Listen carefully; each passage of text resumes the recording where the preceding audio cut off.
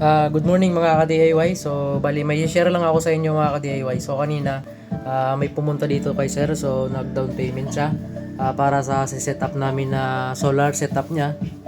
At ang gagamitin namin na solar panel ay ayun.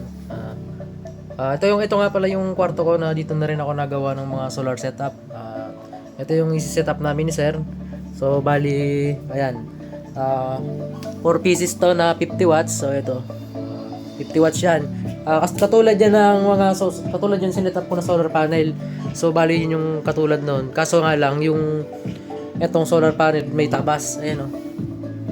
So sabi ni sir ako na lang daw bahala. Kay sir taga Tanawan, Batangas. Hindi naman daw rush yan. Kasi yung mga nakapending ko pa dito na setup. Sa mga nag-down payment pala sa akin ng pang emergency light. So wag po kayong mag-alala mga sir dahil nag-aantay na lang po ako ng available natin na parts. Tapos once po na dumating na yung parts natin at masiset up na po natin yan. So bali yung mga parts ni sir ito yun no.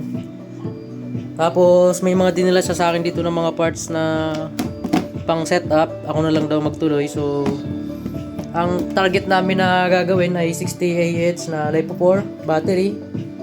At sa toolbox namin nilalagay. Katulad ng mga dini-DIY ko na setup. So yun lang mga ka-DIY, na-update ko lang sa mga... Tapos pala, available na pala sa akin mga ka-DIY. Yan o. Magiging available na sa akin yung battery ng motor. So ayun yan mga ka-DIY o.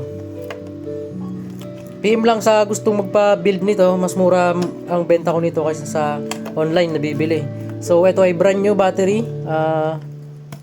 LiPo4 battery na brand new na 7AH. So yun lang mga ka-DIY. So hanggang dito na lang ang video natin. So maraming salamat sa patuloy na sumusuporta at nanonood ng ating mga simpleng tutorial. So yun lang mga ka-DIY. God bless you po.